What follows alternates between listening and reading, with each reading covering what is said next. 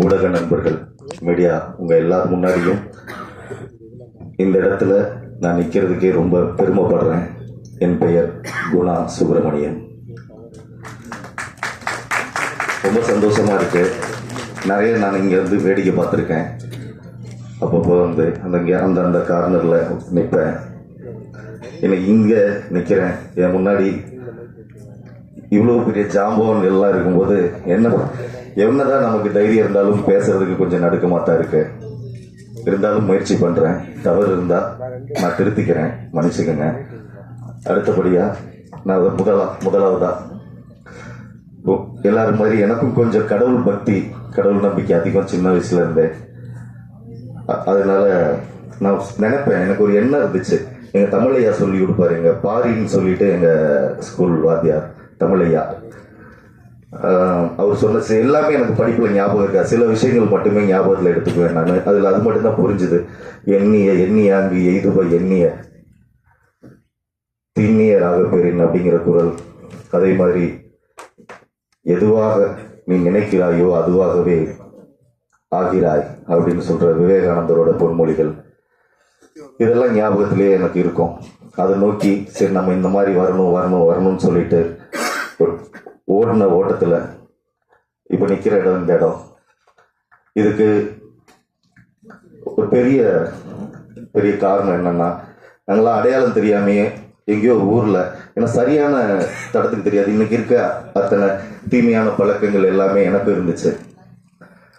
ஆமாம், அப்படி அதெல்லாம் கடந்து நான் நினைக்கிறேன் அந்த கடவுள் சிவன் பார்வதியா, சிவனா எங்க ப்ரொடியூசர் சார் தோன்றுவார்னு அது மட்டும் நான் நினைக்கல. பார்வதியா எங்க மேடம், எங்க சுகுணாராம மேடம் சாரோட வைஃப். அவங்க சிவன் பார்வதியா இருந்து அதாவது வழி நடத்தி நீ டைரக்ட் பண்ணுங்க. ஒரு 7 வருஷத்துக்கு முன்னாடி 8 வருஷத்துக்கு முன்னாடி சொன்னார். ஒரு பேஷண்டாக தான் அவர்கிட்ட நான் அறிமுகமானேன், எங்கள் சார்கிட்ட, ப்ரொடியூசர் சார்கிட்ட.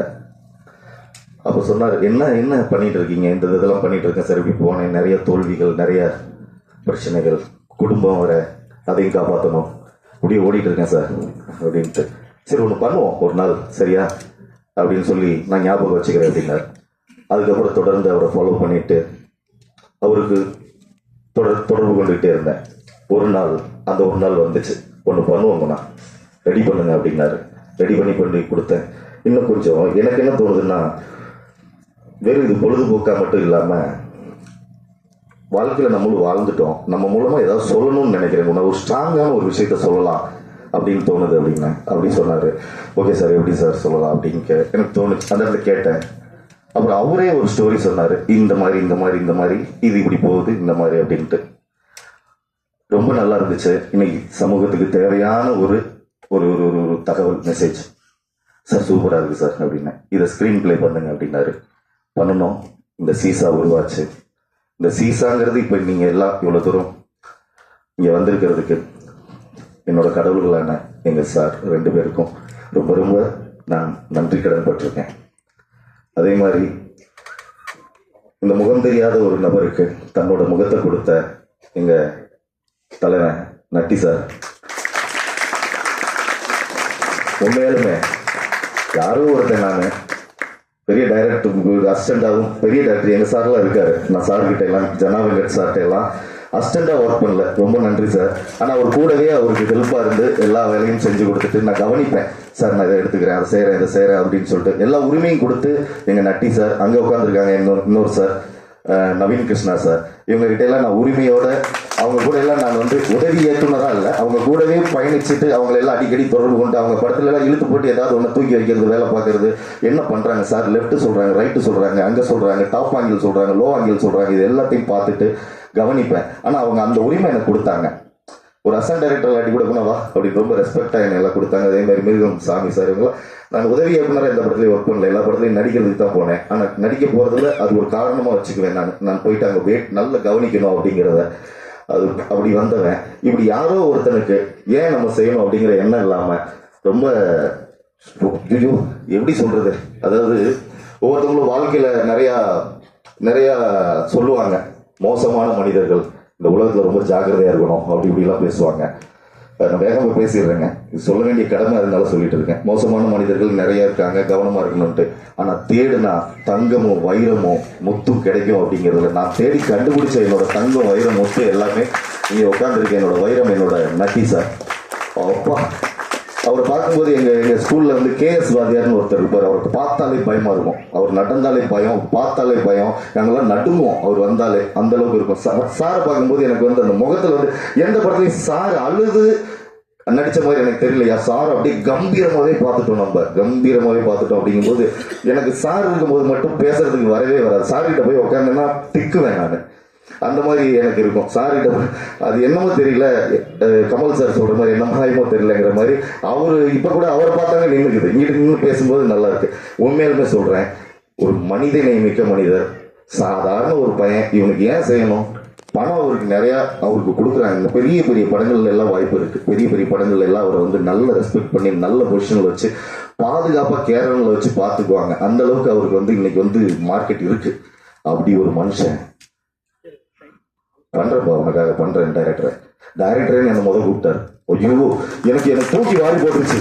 என்னடா இது அப்படின்ட்டு எனக்கு அப்படியே என்னமோ பறப்போங்க. இந்த சினிமாவில் நம்ம சிஜில சங்கர் சார் காமிக்கிற மாதிரி பறக்க ஆரம்பிச்சிருச்சு.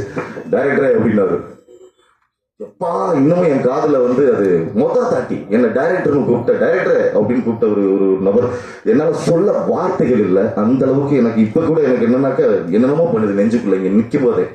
அந்த அளவுக்கு நான் நட்டி சாரோட பார்க்கறதுக்கு முன்னாடி அவர் ஒரு நல்ல நடிகர், சூப்பரா நடிகர், பக்காவா பேசுற, டயலாக் டெலிவரி பயங்கரமா இருக்கு அப்படின்ட்டு. ஆனா பார்த்ததுக்கு அப்புறம் பார்த்தா இப்படி இப்படி எல்லாம் மனுஷங்க இருப்பாங்களா அப்படின்னு சொல்லிட்டு உரிமை எடுத்து பேசுவார் நிறைய. அது அந்த இதெல்லாம் எல்லாமே நல்லா இருக்கும், ஸ்வீட்டா இருக்கும் அவரோட ஒவ்வொரு நடவடிக்கையும். இந்த படத்துல அவரை நான் இயக்குனேன் அப்படிங்கிறது எனக்கு ரொம்ப பெருமையா இருக்கு. ரொம்ப ரொம்ப ரொம்ப நன்றி sir. Thank you sir, thank you so much. சொல்ல வார்த்தைகள் இல்லை சார், நன்றி சார். அதே மாதிரி ஒவ்வொருத்தவங்களும் இந்த படத்துல இருக்கு எல்லாருமே ரொம்ப ரொம்ப முக்கியம். அப்படி என்னோட இந்த முதல் பையனை வந்து எனக்கு அவ்வளவு அனுபவங்களை கொடுத்துச்சு. நண்பர் அன்பு தம்பி நிஷாந்த் ரூஷோ ஒரு டெடிகேட்டிவான ஆர்டிஸ்ட். நான் இங்கிலீஷ்ல கொஞ்சம் பிள்ளையா பேசுவேன், இருந்தாலும் கொஞ்சம் தப்பா இருந்தா எடுத்துக்காதீங்க. நான் முயற்சி பண்ணிட்டு இருக்கேன் பேசுறதுக்கு. டெடிகேட்டிவான ஆர்டிஸ்ட், சூப்பர் பர்ஃபார்மன்ஸ் பண்றாரு. நல்ல அந்த படத்துல பண்ணியிருக்காரு. அதாவது இவரை சொல்லும் போது நட்டி சாரை சொல்லணும். ஏன்னாக்க இப்படி ஒரு கோ ஆர்டிஸ்டா இன்னொருத்தர் வந்து படத்துல நடிக்கிறாரு அப்படிங்கும்போது, டபுள் ஹீரோ ரோல் அப்படிங்கும்போது அதையும் நினைக்கல நட்டி சார். அதுக்கும் ரொம்ப ரொம்ப தேங்க்ஸ். அதுல வந்து நம்ம சார் வந்து நம்ம நண்பர் நிஷாந்த் ரூஷோ வந்து நல்லா பண்ணியிருக்காரு. நல்ல ஸ்கோர் பண்ணுவாரு, ஒரு நல்ல நட்சத்திரமா வருவாரு. அதுல எந்த மாற்று கருத்தும். தேங்க்யூ ஸோ மச் பிரதர், ரொம்ப நன்றி. அதே மாதிரி பாடினி குமார், எங்க படத்தை அப்பதான் இவங்க அந்த வெப் சீரிஸ் நடிச்சாங்கன்னு நினைக்கிறேன் இல்லையா? அது முன்னாடியே வந்துருச்சு. நாங்க கொஞ்சம் லேட்டா வந்திருக்கிறோம். நீங்க லேட்டஸ்டா நடத்துவீங்க, பண்ணி கொடுக்கணும்னு வேண்டிக்கிறேன். அது மாதிரி பாடினி குமார் ரொம்ப நல்ல பொண்ணு, அதிகமான அபாரமான ஒரு பர்ஃபார்மன்ஸ். கிளிசரின் போட்டுக்கிறியாமா அப்படின்னு சொல்லி நாங்க கொண்டு போய் கொடுக்கும்போது, இல்லை சார் நான் பண்ணிக்கிறேன் அப்படின்னு சொல்லிட்டு அப்படியே அழுவாங்க. அந்த டேக்ல அப்படியே பண்ணுவாங்க. அப்படி பண்ணுவாங்க. அந்த அளவுக்கு ஒரு டெடிகேட்டிவான ஆர்டிஸ்ட்.